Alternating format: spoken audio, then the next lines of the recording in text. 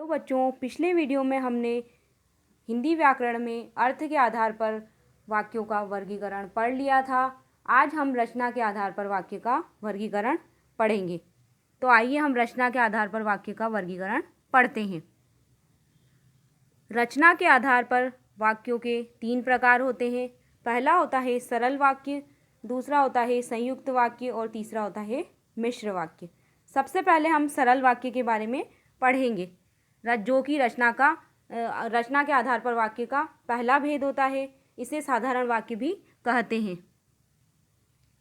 सरल वाक्य में एक उद्देश्य यानी कि एक कर्ता और एक विधेय यानी कि एक क्रिया होती है, वो सरल वाक्य कहलाता है। सरल वाक्य में एक ही मुख्य क्रिया होती है। देखिए यहाँ उदाहरण आप देखिए, इस वर्ष मैं नई साइकिल खरीदूंगा, यानी मैं शब्द इसमें एक ही कर्ता दिया हुआ है, यानी एक उद्देश्य है और खरीदूंगा एक क्रिया है। तो यहाँ पर एक उद्देश्य और एक विधेय है, इसलिए ये सरल वाक्य है। राहुल गेंद से खेलता है। राहुल क्या है? उद्देश्य है, और गेंद से खेलता है विधेय है। तो यहाँ पर एक उद्देश्य और एक विधेय है, तो ये भी सरल वाक्य का उदाहरण है। इसी तरह से नेहा गीत गाती है। नेहा उद्देश्य है और गीत गाती है विधेय है, तो ये साधारण वाक्य का उदाहरण है। इसी तरह से लड़के क्रिकेट खेल रहे हैं, तो इसमें लड़के उद्देश्य हैं, क्रिकेट खेल रहे हैं विधेय है, तो ये भी साधारण वाक्य का उदाहरण है, जिसे हम सरल वाक्य कहते हैं। जवाहरलाल नेहरू बच्चों से बहुत प्रेम करते थे। जवाहरलाल नेहरू उद्देश्य है, बच्चों से प्रेम करते हैं ये विधेय है, तो ये भी सरल वाक्य का उदाहरण है। इसी तरह देखिए, सरिता ने घर आकर सफाई की। सरिता इसमें उद्देश्य है और घर आकर सफाई की विधेय है। अविनाश का पढ़ाई में मन नहीं लगा। अविनाश शब्द उद्देश्य है, जो कि कर्ता है इस वाक्य में, और पढ़ाई में मन नहीं लगा ये विधेय है, तो ये भी सरल वाक्य का उदाहरण है। इसी प्रकार हम रचना के आधार पर वाक्य का दूसरा भेद पढ़ेंगे, संयुक्त वाक्य। संयुक्त वाक्य में दो या दो से अधिक सरल वाक्यों को समुच्चय बोधक या योजक से जोड़ा जाता है। यानी समुच्चय बोधक यानी कि ऐसे अव्यय जो दो वाक्यों को या दो शब्दों को जोड़ने का कार्य करते हैं, तो वो समुच्चय बोधक अव्यय कहलाते हैं। इसमें पर, किंतु, और, या इस तरह के शब्दों के द्वारा वाक्यों को जोड़ा जाता है। तो दो वाक्यों को यहाँ जोड़ेंगे तब जाकर संयुक्त वाक्य बनेगा।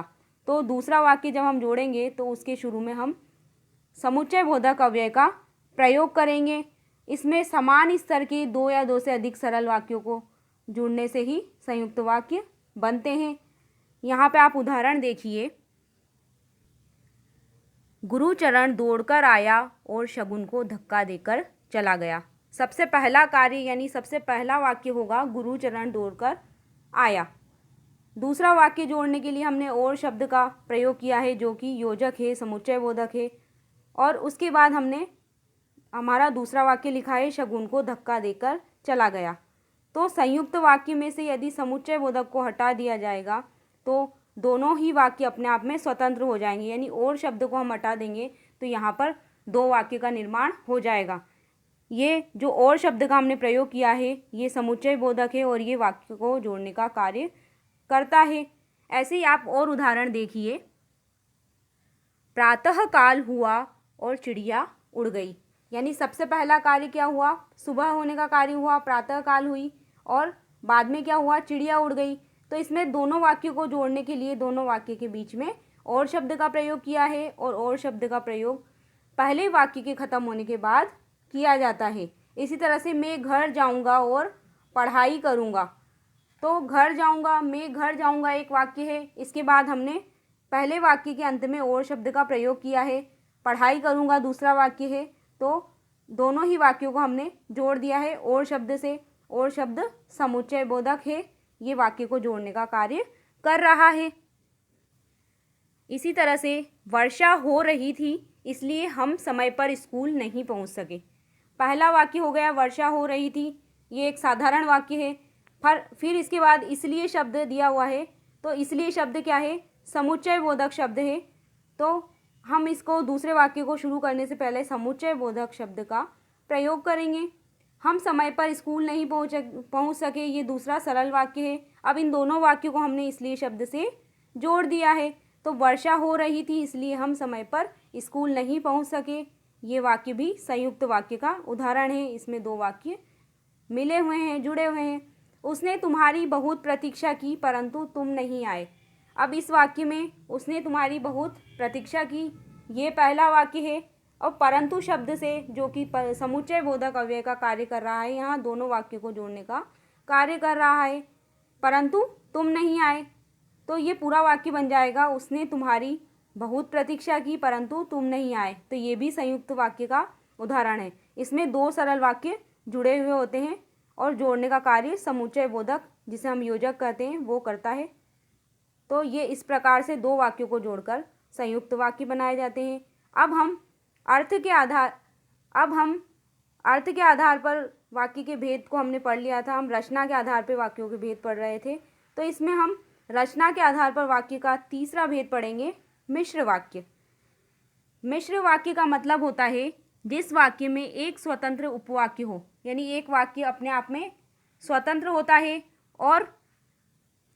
और बाकी शेष वाक्य जो होते हैं वो उस पर आश्रित होते हैं, निर्भर होते हैं, उसे मिश्र वाक्य कहते हैं। स्वतंत्र उपवाक्य को प्रधान वाक्य भी कहते हैं, यानी जो मुख्य उपवाक्य है उसे हम प्रधान वाक्य भी कहते हैं। उस पर आश्रित शेष उपवाक्य आश्रित उपवाक्य कहलाते हैं। प्रधान उपवाक्य और आश्रित उपवाक्य व्यधिकरण समुच्चय बोधकों के द्वारा जुड़े हुए होते हैं, यानी जितने भी व्यधिकरण समुच्चय बोधक अव्यय हैं उसके द्वारा इन वाक्यों को जोड़ा जाता है। जब किसी विषय पर पूर्ण विचार प्रकट करने के लिए कई साधारण वाक्यों को मिलाकर वाक्य की रचना की जाती है तो ऐसे रचित वाक्य को मिश्रित वाक्य या मिश्र वाक्य कहते हैं। अब इन वाक्यों में देखिए, आप उदाहरण इनका देखिए, इन वाक्यों का, ये भी समुच्चय बोधक, व्यधिकरण समुच्चय बोधक के द्वारा जुड़े हुए होते हैं। वहाँ नलकूप है जो बिजली से चलता है। अब नलकूप जो है, यानी कि जो नल है वो बिजली पर निर्भर करता है, यानी बिजली के द्वारा चलता है, बिजली पर वह आश्रित है। तो ये मिश्र वाक्य का उदाहरण है। इसी तरह से मैं विश्वास के साथ कह सकता हूँ कि मेरा उत्तर सही है। अब यहाँ पे मैं विश्वास के साथ कह सकता हूँ, ये क्या है, मुख्य उपवाक्य है, और कि मेरा उत्तर सही है ये आश्रित उपवाक्य है। इसी प्रकार विशाल ने बताया कि आज उसे बुखार था इसलिए स्कूल नहीं गया। यहाँ पे विशाल ने बताया मुख्य उपवाक्य है, जबकि कि आज उसे बुखार था और स्कूल नहीं गया ये आश्रित उपवाक्य है। तो यहाँ पर उपवाक्य मुख्य उपवाक्य है और बाकी बचे हुए उस पर आश्रित उपवाक्य हैं। तो ये भी मिश्र वाक्य का उदाहरण है, इसे मिश्रित वाक्य भी कहते हैं। ऐसे ही देखिए, अध्यापिका ने बताया कि कल छुट्टी रहेगी, यानी अध्यापिका ने बताया ये मुख्य उपवाक्य है, कल छुट्टी रहेगी ये इस पर आश्रित वाक्य हैं। इसी तरह से आप और देखिए, माँ ने मुझसे पूछा कि घर कब लौटोगे। माँ ने मुझसे पूछा ये प्रधान उपवाक्य है, कि घर कब लौटोगे ये उस पर आश्रित उपवाक्य है, यानी पहले माँ ने बात पूछी और उस पर निर्भर दूसरी बात कर रही है। ऐसे ही मेरी वह कमीज कहाँ है जो नीले रंग की थी, यानी कमीज के बारे में बात की जा रही है, उसकी पहचान बताई जा रही है कि वो नीले रंग की थी। तो सबसे पहले वह कमीज कहाँ है ये प्रधान उपवाक्य है, जो नीले रंग की थी वो उस पर आश्रित है। तो ये भी मिश्र वाक्य का उदाहरण है। ऐसे ही देखिए, हम कल स्कूल नहीं जा सके क्योंकि कल भारी वर्षा हुई थी, ये भी मिश्रित वाक्य का उदाहरण है, यानी प्रधान वाक्य क्या है इसमें, हम कल स्कूल नहीं जा सके, और इस पर आश्रित उपवाक्य है कल भारी बारिश हुई थी। इसी प्रकार रवि ने कहा कि उसकी माँ बीमार है इसलिए वह खेलने नहीं गया। तो ये भी रवि ने कहा कि उसकी माँ बीमार है, ये प्रधान वाक्य है। रवि ने कहा प्रधान वाक्य है, उसकी माँ बीमार है इसलिए वह खेलने नहीं गया, ये उस पर आश्रित वाक्य होंगे। तो ये सभी मिश्रित वाक्य के, जिसे हम मिश्र वाक्य कहते हैं, इसके उदाहरण थे ये शब्द व्याधिकरण समुच्चय बोधक क्योंकि, कि, इसलिए, चूंकि, यद्यपि, तथापि, मानो, अर्थात, जो, जहाँ, जब, ताकि, तब, इस तरह के शब्दों से जोड़े कर बनाए जाते हैं। यानी इस तरह के शब्दों को वाक्य में जोड़कर वाक्यों में जोड़ा जाता है, लगाकर सरल वाक्यों को इस वाक्य में जोड़ा जाता है। तो ये मिश्र वाक्य में इन सब समुच्चय बोधक, व्यधिकरण समुच्चय बोधक शब्दों का प्रयोग किया जाता है। अब हम वाक्य परिवर्तन पढ़ेंगे, सरल वाक्य को संयुक्त वाक्य में बनाना। यहाँ पर दिए गए वाक्य को दो उपवाक्यों में बदलना है। दोनों ही उपवाक्यों को समुच्चय बोधक के द्वारा जोड़ना है। तो चलिए हम एक बार इनको पढ़कर देखते हैं। सबसे पहले सरल वाक्य यहाँ दिया हुआ है, प्रज्ञा ने घर आकर सफाई की। ये सरल वाक्य का उदाहरण है। इसमें एक कर्ता है, एक उद्देश्य है और एक ही विधेय है। तो ये सरल वाक्य का उदाहरण हो गया। अब हम इसको संयुक्त वाक्य में परिवर्तन करेंगे तो कैसे बनाएंगे, प्रज्ञा घर आई और उसने सफाई की। और शब्द से हमने इसको जोड़ दिया है, दो वाक्य इसको बना दिए गए हैं और शब्द जो कि समुच्चय बोधक है और दो वाक्य बनाकर इन दोनों वाक्यों को जोड़ दिया है। ये संयुक्त वाक्य का उदाहरण बन गया है। लोग वायदा करके भूल जाते हैं। ये सरल वाक्य है, इसमें एक उद्देश्य है और एक विधेय है। यानी लोग तो उद्देश्य है और वायदा करके भूल जाते हैं विधेय है। लोग वायदा करते हैं लेकिन भूल जाते हैं, ये संयुक्त वाक्य बन गया। इसी वाक्य को हमने संयुक्त वाक्य में बदल दिया है, लेकिन शब्द से इस वाक्य को जोड़ दिया है। इसी प्रकार वह धन के अभिमान में अकड़कर चलता है। ये सरल वाक्य का उदाहरण है। जब इसको हम मिश्रित संयुक्त वाक्य में बदलेंगे तो उसे धन का अभिमान है, इसलिए अकड़कर चलता है। तो इसलिए शब्द से हमने सरल वाक्य बना दिए इसके दो, और इसलिए शब्द से जोड़ दिया है इन दोनों वाक्यों को जो कि समुच्चय बोधक है। तो ये बन जाएगा, उसे धन का अभिमान है इसलिए अकड़कर चलता है। अविनाश का पढ़ाई में मन नहीं लगा। ये सरल वाक्य है, इसमें अविनाश उद्देश्य है, पढ़ाई में मन नहीं लगा ये विधेय है। तो ये सरल वाक्य का उदाहरण है। इसको हमने संयुक्त वाक्य में यदि हम बदलेंगे तो ये ऐसे बनेगा, अविनाश ने पढ़ाई की किंतु उसका मन नहीं लगा। इसे हमने किंतु शब्द से जोड़ा। किंतु शब्द समुच्चय बोधक है। इसके दो वाक्य हमने बना लिए, दो सरल वाक्य बना लिए और इन दोनों को जोड़ दिया, तो ये संयुक्त वाक्य बन गया। अब हम सरल वाक्य को मिश्र वाक्य में बनाना देखते हैं। दिए गए सरल वाक्य को मुख्य उपवाक्य और आश्रित उपवाक्य में बदलना। दोनों उपवाक्यों को व्याधिकरण समुच्चय द्वारा जोड़ना यहाँ पे बताया गया है। तो चलिए हम इनको देखते हैं। सबसे पहले सरल वाक्य दे रखा है, गर्मी की छुट्टियों में हमें ढेर सारा काम मिलता है। इसका मिश्र वाक्य हम बनाएंगे तो जब गर्मी की छुट्टियां होती है तब हमें ढेर सारा काम मिलता है। जब और तब से दोनों वाक्यों को जोड़ दिया है, जो व्यधिकरण समुच्चय बोधक है, इससे हमने वाक्य को जोड़ दिया है। यानी दोनों वाक्यों में एक दूसरे से संबंध बताया जा रहा है और एक वाक्य दूसरे वाक्य पर आश्रित है। तो ये मिश्र वाक्य का उदाहरण हो गया, यानी एक बात दूसरी बात पर निर्भर कर रही है। ऐसे ही सरल वाक्य का आप उदाहरण देखिए, खाना जल्दी जल्दी खाने के कारण गले में अटक गया। ये भी सरल वाक्य का उदाहरण है। इसको हम मिश्र वाक्य में बदलेंगे तो खाना गले में अटक गया क्योंकि जल्दी जल्दी खाया था। इसमें एक कारण बताया है कि खाना जल्दी जल्दी खाया क्योंकि खाना गले में अटक गया, एक कारण बताया गया है क्योंकि जल्दी जल्दी खाया था। यानी खाने की बात की जा रही है और खाने की बात पर ही जल्दी जल्दी खाने वाली बात निर्भर कर रही है। तो ये मिश्र वाक्य का उदाहरण है। क्योंकि शब्द व्यधिकरण समुच्चय बोधक है, इससे वाक्य को जोड़ने का कार्य किया गया है। ऐसे ही देखिए, हमारी हिंदी की अध्यापिका श्रीमती अनुराधा बहुत अच्छी है। इसको बनाया है हमने, ये सरल वाक्य है। अब इसको हम मिश्र वाक्य में बदलेंगे तो श्रीमती अनुराधा जो हमारी हिंदी की अध्यापिका है बहुत अच्छी है। यानी जो अध्यापिका है उनके बारे में बात की जा रही है। यानी इसमें से आधा वाक्य हम हटा देंगे तो उसका कोई अर्थ नहीं निकलेगा। यानी जिसकी बात की जा रही है वो मुख्य उपवाक्य है और जो दूसरा वाक्य है वो उस पर आश्रित है, निर्भर है। यानी एक ही विषय के बारे में दोनों बात जुड़ी हुई है। और इसको जोड़ने के लिए जो शब्द का प्रयोग किया है। पढ़ाई पूरी होते ही हमारे घर मेहमान आ गए, ये सरल वाक्य का उदाहरण है। अब इसको मिश्र वाक्य में बदलेंगे तो जैसे ही पढ़ाई पूरी हुई वैसे ही हमारे घर मेहमान आ गए। जैसे और वैसे शब्द से दोनों वाक्यों में संबंध बताया जा रहा है।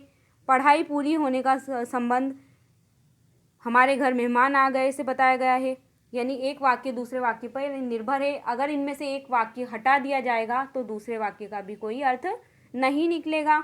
तो ये क्या हो जाएगा, मिश्र वाक्य ये बन जाएगा। अब हम संयुक्त वाक्य को मिश्र वाक्य में बदलना देखते हैं।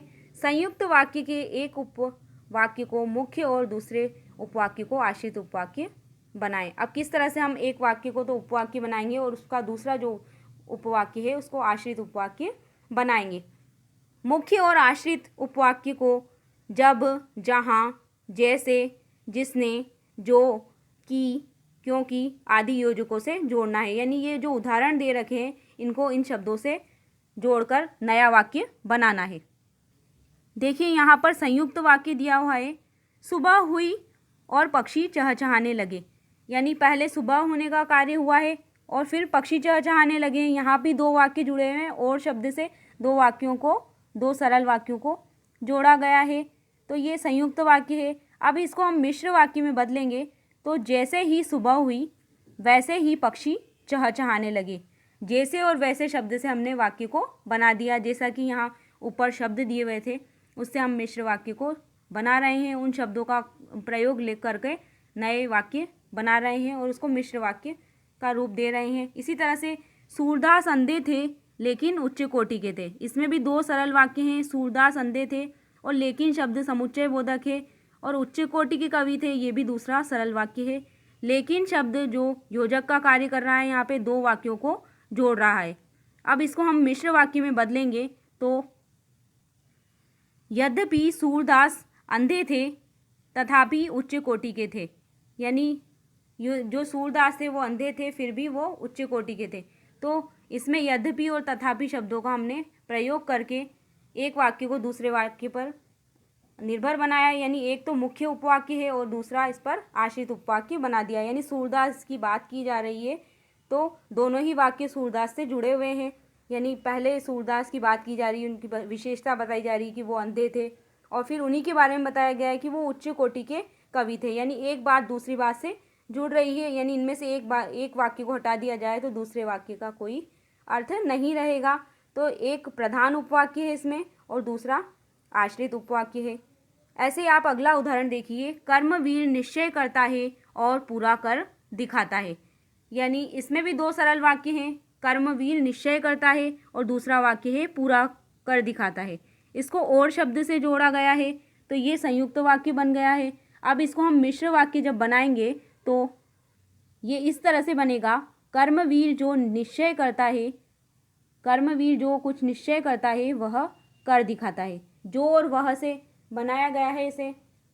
एक आश्रित उपवाक्य है और एक प्रधान उपवाक्य है। यानी कर्मवीर पुरुष के बारे में बात की जा रही है तो ये दोनों ही वाक्यों को एक दूसरे से जोड़ा जा रहा है, एक दूसरे पर ये निर्भर है।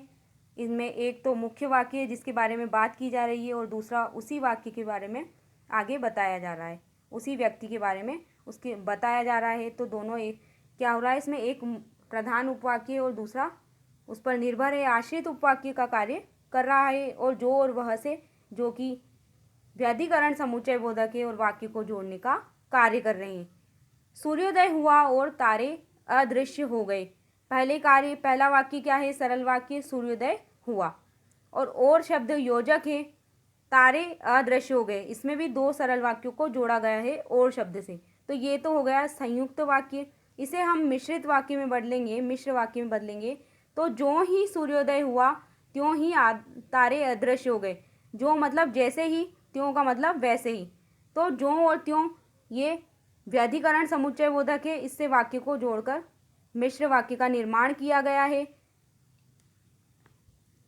इस वाक्य में सूर्योदय हुआ प्रधान उपवाक्य है और तारे अदृश्य हो गए ये आश्रित उपवाक्य है। यानी सूर्योदय पर तारे निर्भर करते हैं कि सूर्योदय होने के बाद वो तारे अदृश्य हो गए। तो यानी एक प्रधान उपवाक्य है इसमें और दूसरा आश्रित उपवाक्य है। तो हमने संयुक्त वाक्य, मिश्र वाक्य और सरल वाक्य को पढ़ लिया है। ये रचना के आधार पर वाक्य के भेद थे। ये 3 प्रकार के होते हैं, सरल वाक्य, संयुक्त वाक्य और मिश्र वाक्य। अब हमारा वाक्य विचार का पाठ पूर्ण हुआ। धन्यवाद।